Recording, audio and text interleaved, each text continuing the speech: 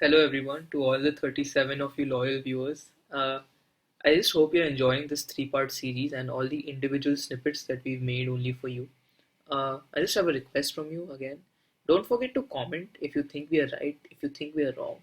Cricket is a game of opinions and we really want to know yours. Also, don't forget to hit the subscribe button and the bell icon because we want you to gain access to our videos really as soon as possible. Thank you. खिलाड़ी वाह वाह जियो खिलाड़ी वाह वाह Uh, the next one that we had on the poll was Malcolm Marshall versus Wasim Akram. Now, we were talking about actions and Wasim Akram's run up. I mean, such a short run up and so much impact. I remember Akram from the ODI point of view, where that over versus England and how he changed the game for Pakistan. And really, Wasim Akram is that also that left armer really gets me fascinated and gets me more interested in the bowler. So yeah, I really love Wasim Akram. I didn't really see a lot of Malcolm Marshall, but the interesting thing was that they considered him the short one, but he was 5'11". So really interesting there. What did you guys think of this matchup? I think Malcolm Marshall has claims, legitimate claims, to be the greatest fast bowler ever. A lot of people would say so does Wasim Akram. So, again, this is a very tough, much tough battle. Yeah. This is a Federer versus Federer sort of battle. Yeah. Malcolm Marshall, when he ran into the wicket, it almost looked as though someone had dodged up the tape and you were seeing it at 1.5 speed. He was just so quick in. And his record is, he has a bowling average of around about 21, along with Garner and Ambrose in the modern game. That's as good as it gets. The story I always remember, it's not one I saw, but one where Ian Botham tells the story of that he got hit batting and it broke his arm. And they were like, oh, finally, we're going to get a bit of respite. He's not going to be able to bowl against us.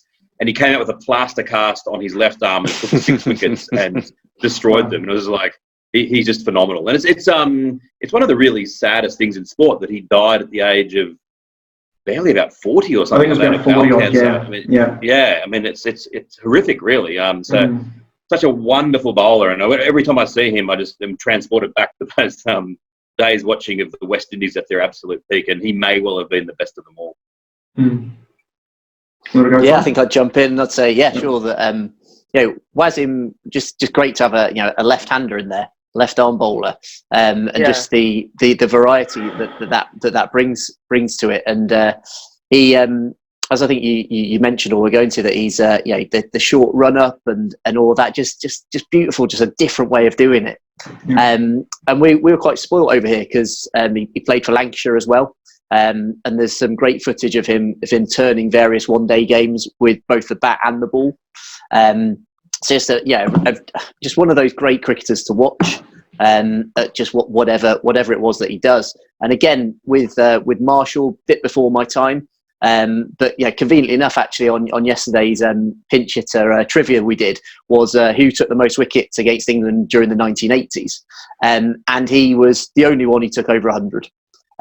So even if you don't know anything about cricket, you can just look at that stat and be like, right, okay, well, he's clearly very good. And bearing in mind, I think there was maybe a couple in the 90s, most people in the 60s, so just absolutely streets ahead, and clearly an incredible bowler. Yeah, I think if someone asked me who would you rather have in your team, I would outsource that responsibility to someone else, and whoever they pick, I'm happy, to be honest, to have either one of them in my team. Very hard pick. I think Wasim Akram, for me, you've got to say, is the best left armer to ever bowl, best left arm bowler in history. Just what he did with the ball, you think, did he actually do that?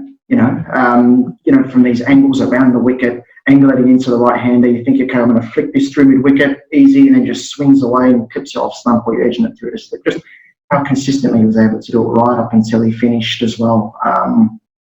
Two incredible bowlers, and as I said, for me, it's very hard to choose between them. Statistically, they're both very good, and skill-wise, they're both incredible. Yeah, and of course, Akram, I think he's the only left armer on this list that we have here. So, and also a great proponent of reverse swing again. Malcolm Marshall took this by a whopping 84%. So again, I think if you had just put the names out there, I think it would have been closer. But with the stats, the fans went with Malcolm Marshall. So